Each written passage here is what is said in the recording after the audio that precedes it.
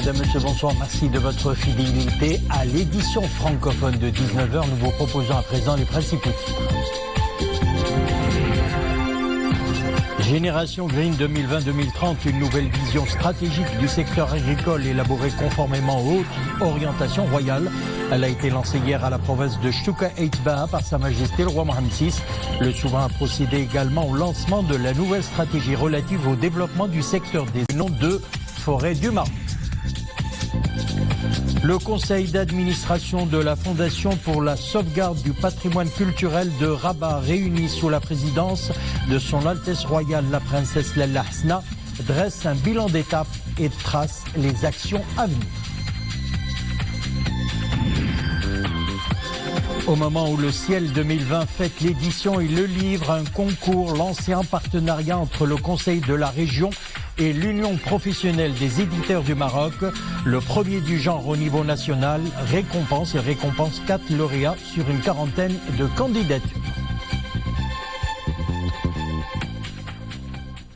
La nouvelle stratégie de développement du secteur agricole Génération Green 2020-2030, une nouvelle vision stratégique du secteur agricole élaborée conformément aux hautes orientations royales. Elle a été lancée hier à la province de Chtuka Eitba par Sa Majesté le roi Mohammed VI, qui était accompagné de son Altesse royale le prince héritier Moulay Hassan. Le souverain a procédé également au lancement de la nouvelle stratégie relative au développement du secteur des eaux et forêts du nom de forêt du Maroc. Les développements, Mohamed Aïtlachkar.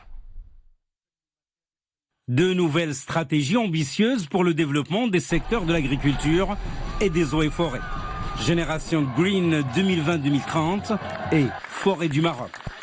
Au début de la cérémonie présidée par Sa Majesté le roi Mohammed VI, il a été ainsi procédé à la projection d'un film institutionnel qui met en avant la dynamique de développement qu'a connu le secteur agricole durant la dernière décennie, à la faveur notamment du plan Maroc vert, avec des témoignages d'agriculteurs ayant bénéficié de ce plan.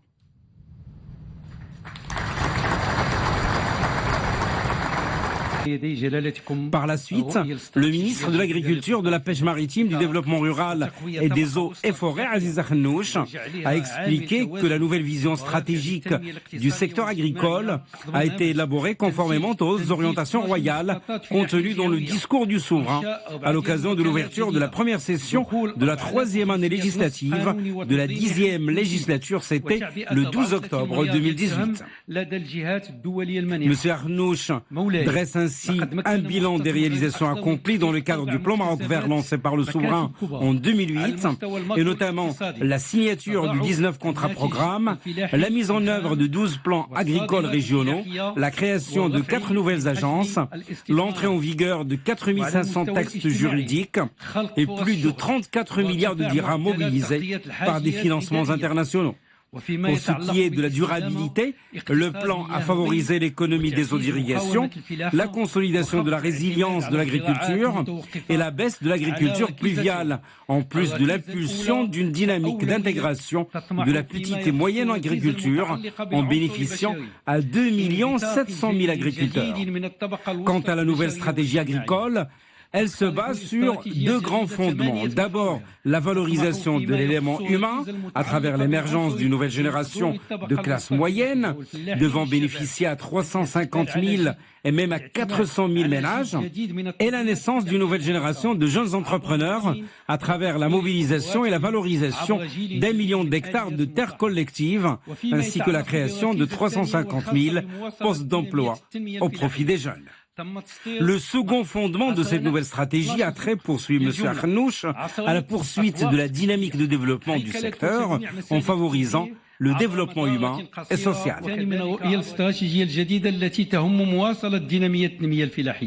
La nouvelle vision stratégique prévoit la consolidation des filières agricoles. Le premier axe porte sur le renforcement des filières de production en vue du doublement du PIB agricole pour le porter à 200 et même à 250 milliards de dirhams à l'horizon 2030. Et le doublement également de la valeur des exportations agricoles pour les porter à 50 et même à 60 milliards de dirhams. Il s'agit également du renforcement des investissements, de la valorisation et la transformation pour qu'ils couvrent 70% de la production. Dans ce cadre, le contrat programme programme de l'agro-industrie cristallise un premier pas réussi et agissant que nous comptons développer pour en renforcer les acquis. Enfin, nous visons la mise en place de mesures incitatives à l'éclosion de nouvelles filières agricoles telles celles du bio. La stratégie porte également sur l'amélioration des processus de distribution des produits à travers la modernisation de 12 marchés de gros et des marchés traditionnels. La réalisation de cette stratégie nécessitera une augmentation annuelle du budget du secteur agricole de 2,5% à partir de cette année 2020.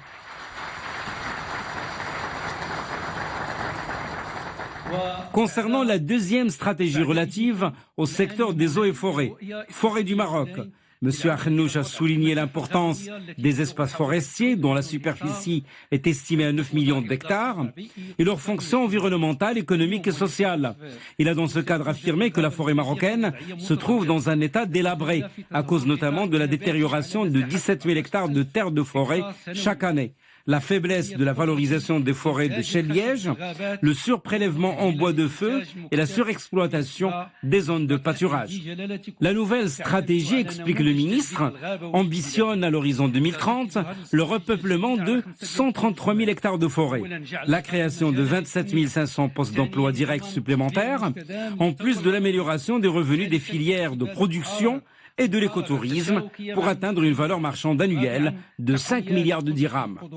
Une nouvelle stratégie qui s'articulera autour de 4 axes principaux. La création d'un nouveau modèle basé sur une approche participative associant les populations à la gestion, le développement des espaces forestiers selon leurs richesses, la promotion et la modernisation des métiers forestiers à travers la création de pépinières forestières modernes, ainsi que l'introduction de l'outil numérique dans la gestion du secteur et enfin la réforme institutionnelle du secteur grâce à la qualification des ressources humaines, à la mise en place d'un pôle de formation et de recherche et à la création d'une agence des eaux et forêts ainsi que d'une agence de conservation de la nature. Cette stratégie prévoit aussi l'aménagement et la valorisation des 10 parcs nationaux en vue d'assurer un développement économique et social en plein respect du patrimoine naturel, culturel et territorial.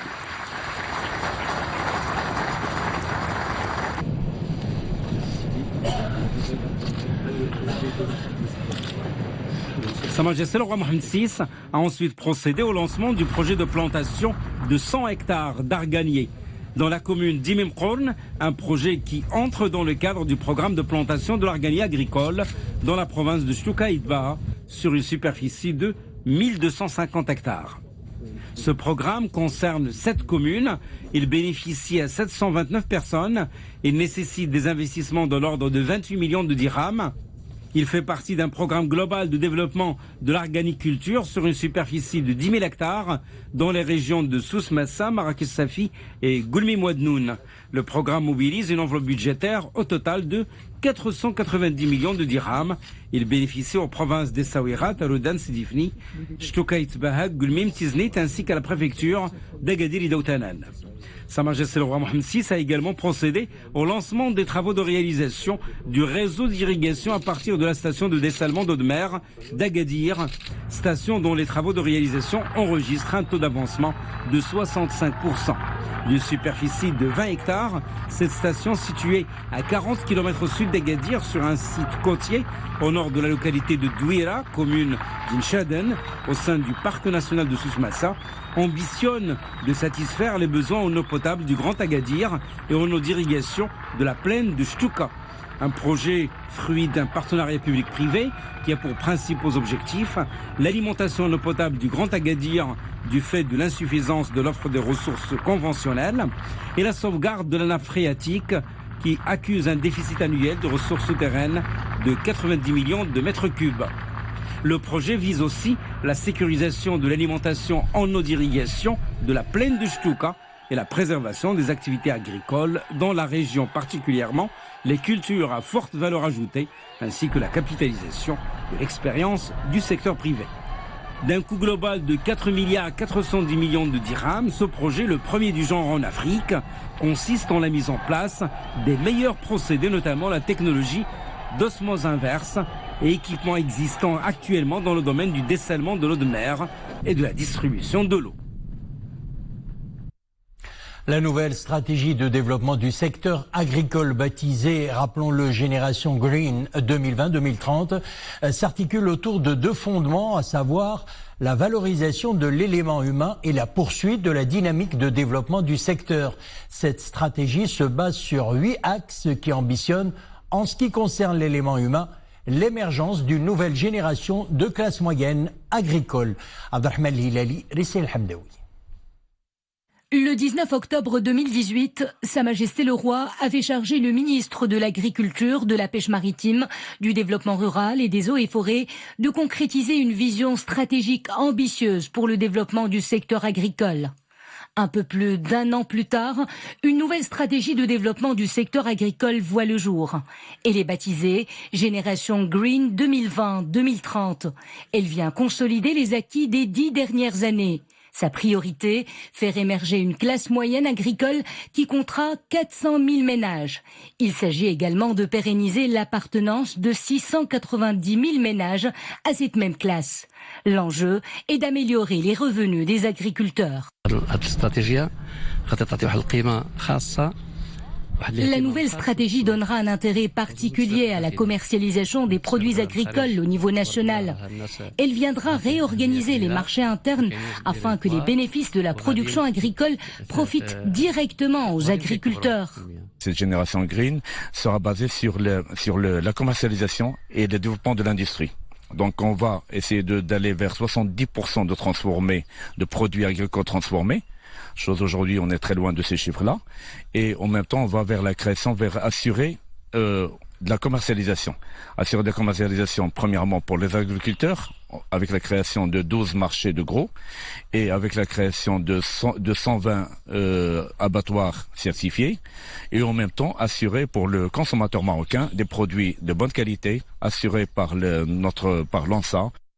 Aussi, l'investissement sera-t-il encouragé, notamment à travers la mise en place d'un nouveau système d'incitation orienté vers les jeunes.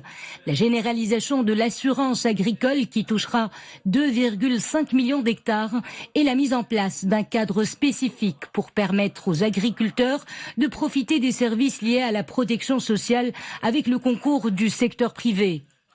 L'objectif à l'horizon 2030 est de permettre à 3 millions d'agriculteurs de bénéficier des services de protection sociale, mais aussi de réduire la différence entre le revenu agricole et celui des autres secteurs de l'économie nationale. Un autre axe de cette stratégie concerne l'essor d'une nouvelle génération de jeunes entrepreneurs agricoles. Pour ce faire, 1 million d'hectares de terres collectives seront valorisés. Cela se traduira par l'émergence de quelques 350 000 nouveaux exploitants et entrepreneurs agricoles, à la fois au niveau de l'agriculture et dans les entreprises destinées à fournir des services agricoles. Ces efforts seront accompagnés par la formation de plus de 150 000 jeunes dans le domaine agricole. Autre axe important de cette stratégie, l'émergence d'une nouvelle génération d'organisations agricoles, avec pour objectif de multiplier par 5 le taux de regroupement des agriculteurs, notamment au niveau de coopératives nouvelle génération et d'agrégation. L'idée est de renforcer l'indépendance des interprofessions agricoles pour qu'elles puissent jouer leur rôle dans l'accompagnement et l'exécution d'une partie du budget lié au secteur agricole. 10 000 hectares à planter en zone d'Arganerie, plus 2 000 pour les produits aromatiques et médicinaux qui vont permettre, notamment dans le cadre de l'agriculture solidaire, à apporter plus de production pour les années futures. La stratégie entend également mettre en place une nouvelle génération de mécanismes d'accompagnement, à savoir l'introduction des nouvelles technologies et la digitalisation des services agricoles au profit de près de 2 millions d'agriculteurs actifs. L'ensemble de ces points vont de pair avec d'autres fondements de la stratégie qui concernent la pérennité du développement agricole et la consolidation des filières agricoles. Le but est de doubler le PIB agricole et les exportations agricoles d'ici 2030. Et en droite ligne des objectifs du programme national d'approvisionnement en eau potable et d'irrigation 2020-2027, la station de dessalement d'eau de mer d'Agadir, dont les travaux de réalisation enregistrent un taux d'avancement de 65%. Elle ambitionne de satisfaire les besoins en eau potable du Grand Agadir et en eau d'irrigation, la plaine de Chtouka. Mounia Marouche et Mokhtar Niabi. Les travaux de construction de ce méga chantier avancent à grands pas.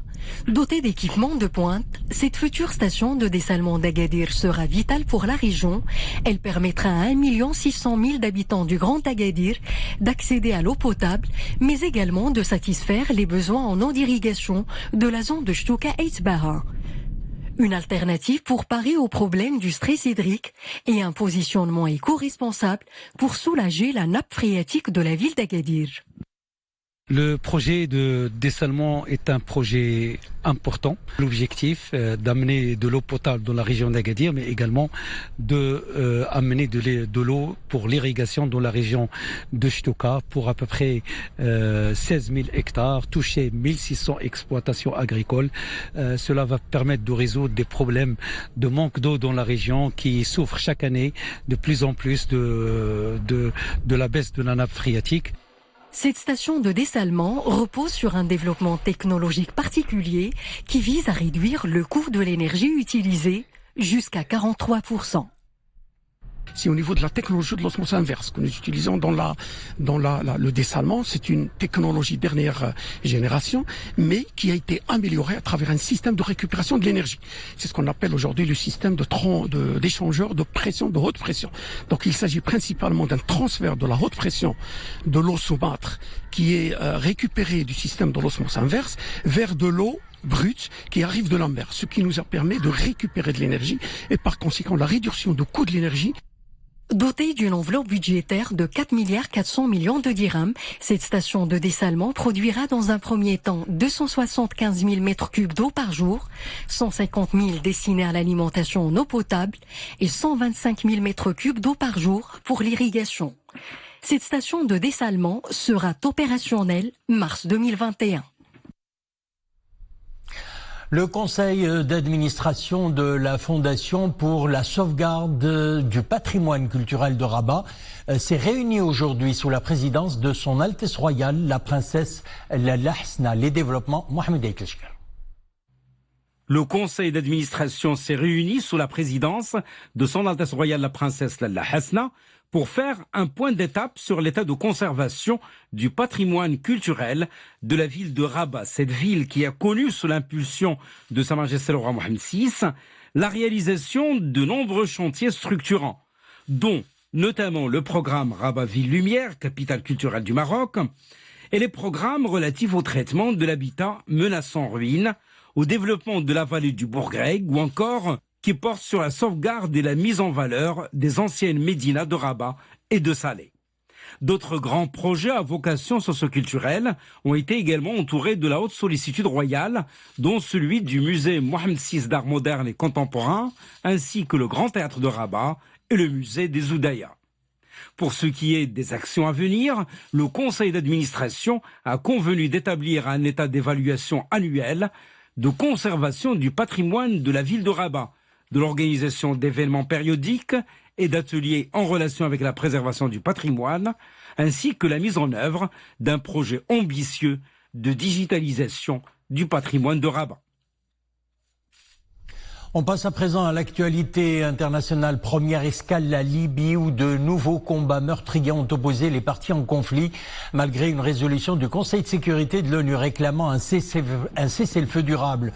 Une roquette a explosé dans le périmètre de l'aéroport de Mitija, le seul fonctionnel de la capitale, provoquant une brève suspension des vols.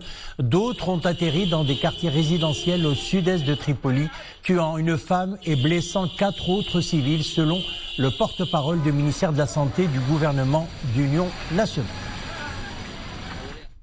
Et puis en Syrie, des frappes nocturnes imputées à Israël ont tué 7 combattants syriens et iraniens. Les bombardements ont visé un véhicule sur la route reliant l'aéroport à la banlieue de Saïda Zeynep au sud de Damas, ainsi qu'une cargaison d'armes peu après l'arrivée d'un avion cargo à l'aéroport. C'est ce qu'indique l'Observatoire syrien des droits de l'homme. L'offensive du régime syrien et de son allié russe contre la région d'Idlib, contrôlée en partie par les rebelles, a provoqué la fuite de plus de 800 000 personnes depuis décembre, annonce l'ONU. 60% sont des enfants, a déclaré le Bureau de coordination des affaires humanitaires des Nations Unies. Et puis les autorités japonaises ont annoncé, ou commencé plutôt ce matin, à évacuer du bateau de croisière en quarantaine certains passagers âgés et de santé fragile dont les tests du nouveau coronavirus se sont avérés négatifs. Les autorités ont donné à ces personnes de 80 ans ou plus en mauvaise santé ou confinées à bord dans des cabines sans fenêtre le choix d'être relogés à terre. Seuls ceux présentant des tests négatifs au nouveau coronavirus qui a infecté 218 personnes à bord peuvent bénéficier de cette mesure. On revient chez nous, on va parler de lecture que lisent les millennials entre achats en ligne et librairie. Les 18-30 ans affichent un réel attachement aux livres imprimés. Au Salon international de l'édition et des livres, ils sont plutôt bien servis avec une offre qui correspond à leur centre d'intérêt. Reportage de nos envoyés spéciaux, Mariam Emessi, Adnan Harras et Youssef Chergui. Source de savoir et de découverte pour les uns et de plaisir pour d'autres, l'objet livre conserve bien sa place chez les milléniums. La preuve en est pour le moins leur importante affluence vers les librairies installées au salon. J'aime bien la lecture, c'est un moyen qui me permet de me divertir et c'est un moyen aussi pour développer mon orthographe et ça me permet aussi d'accumuler des connaissances bien sûr. Vraiment ils visent au public à offrir cette envie de lire, de se procurer un livre et on ressent vraiment cette ambiance de culture, d'envie de lire. J'aime bien les mangas parce que j'aime bien la culture japonaise, tout ce qui est manga et j'aime aussi ce qui est... À cause du dessin aussi, parce que moi je fais du design graphique, mais aussi on a de storyboard et tout ça. Donc je m'inspire de tout ça. Seulement voilà, ces lecteurs réguliers ne représenteraient qu'une fine minorité. Les Marocains ne consacreraient que 57 heures à la lecture durant l'année. Une réalité peu reluisante dévoilée en plein ciel par le Conseil économique, social et environnemental. Les Marocains lisent 14 minutes par semaine. En Inde, c'est 10 heures par semaine. En France, c'est 7 heures par semaine. Les enfants de 7 à 14 ans ne lisent pas. Ça, c'est des indicateurs HCP. Et le Maroc est classé 162e pays par l'UNESCO en ce qui concerne la lecture et l'écriture. Et donc, notre rapport vient proposer des recommandations concrètes pour améliorer cet état de fait. Famille, école, bibliothèque scolaire, des environnements de promotion de la lecture. Un acte culturel à généraliser en tout lieu pour atteindre le développement économique et social escompté. À propos de lecture toujours, valoriser et promouvoir le livre auprès des lecteurs, en particulier chez les jeunes, c'est l'objectif du concours lancé en partenariat entre le Conseil de la région Casablanca-Stade et l'Union professionnelle des éditeurs du Maroc. Premier du genre au niveau national, 4 lauréats ont été récompensés sur une quarantaine de candidats. Leila Asli, Mohamed Laroui et Sarah Ketia.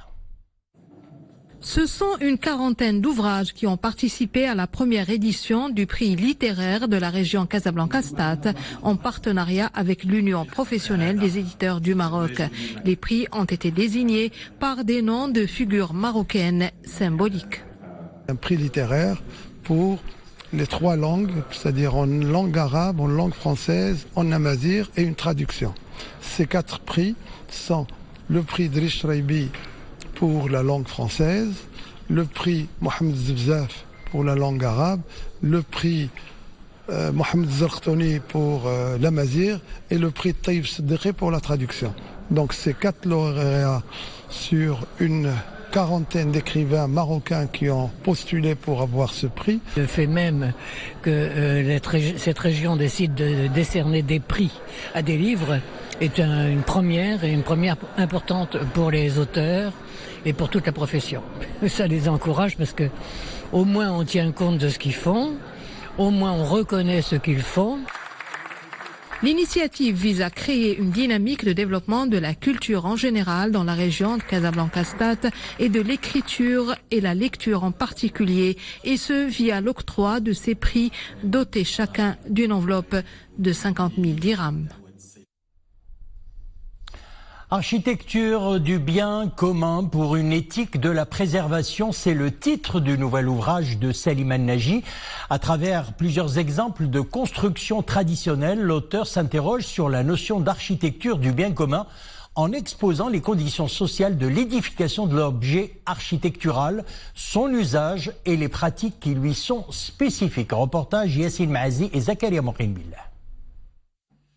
C'est une ode à une architecture respectueuse de l'histoire et de l'environnement.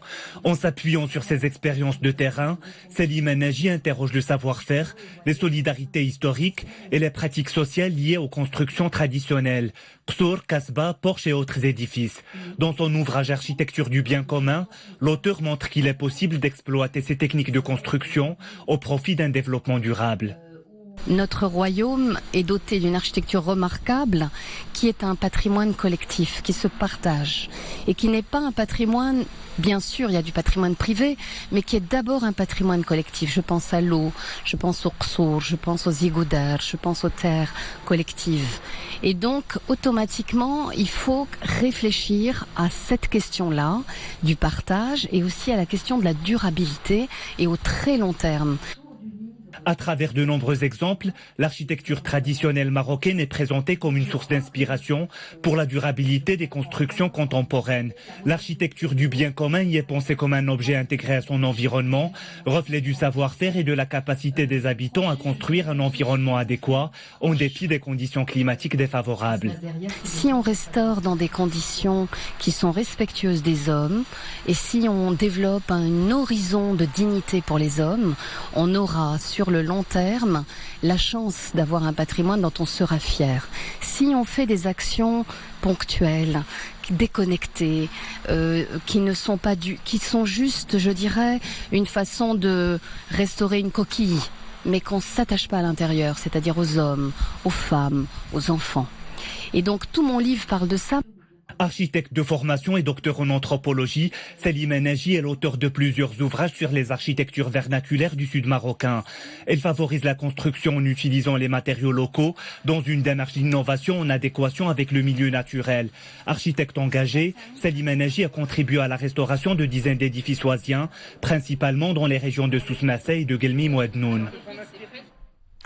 Il est en pleine ascension, il critique sans juger, rit de tout et prouve que le stand-up n'est pas juste un déballage de vie ou des histoires d'enfance. L'humoriste Haroun est en tournée au Maroc.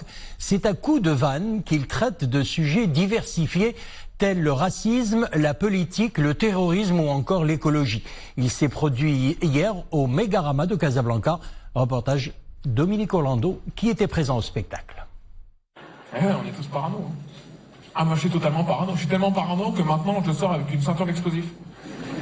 Parce que je me dis, si je suis dans mon bus et qu'il y a un kamikaze qui rentre, pour lui faire eh oh, c'est occupé. T'avais qu'à regarder les plannings. Il s'inspire beaucoup de l'actualité immédiate qu'il parvient toujours à détourner, ce qui fait aussitôt moucher, déclenche la quasi-hilarité générale.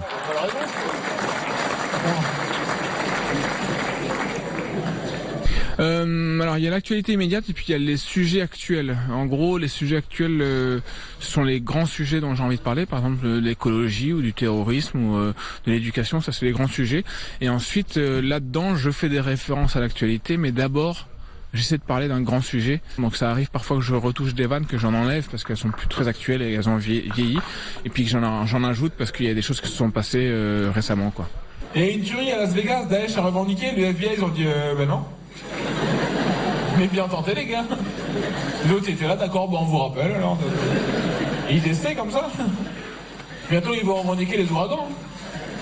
Avec un peu de chance et un passeport syrien dans le ventre, ça passe. Hein. Ça m'étonne qu'ils aient pas appelé pour Johnny Hallyday. Ce n'est pas la première fois qu'il se produit au Maroc. Il est également attendu à Rabat et Marrakech ces jours prochains. Et en l'occurrence, se voit-il dans l'obligation d'ajuster parfois certains de ses sketchs?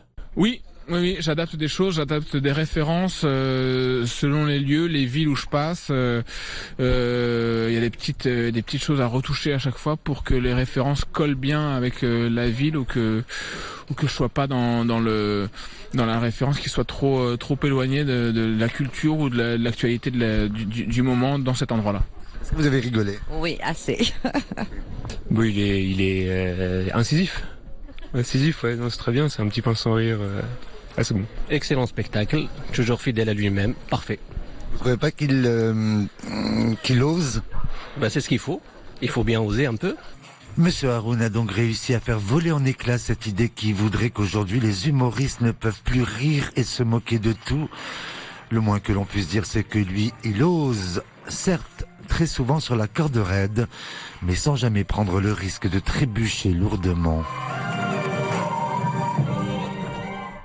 Et bien voilà, c'est avec un peu d'humour que nous refermons notre édition. Merci de l'avoir suivi. L'info revient sur Loula 21h.